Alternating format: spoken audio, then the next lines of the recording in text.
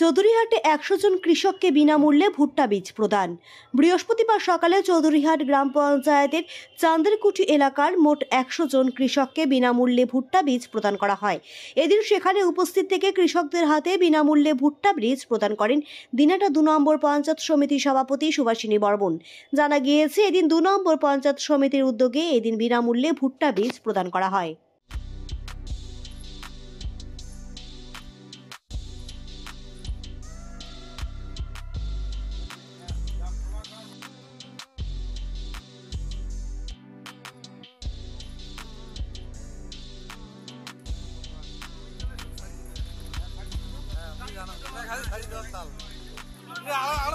কেমন লাগে?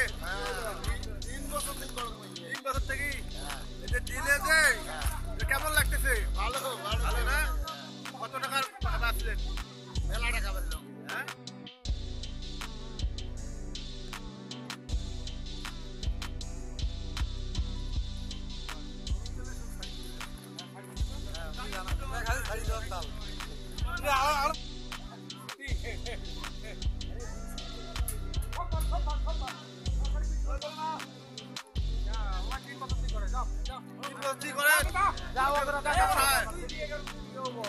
কেমন লাগে? 3 বছর থেকে কেমন লাগতেছে? ভালো ভালো না? কত টাকার আসলেন? মেলা টাকা বললো। হ্যাঁ।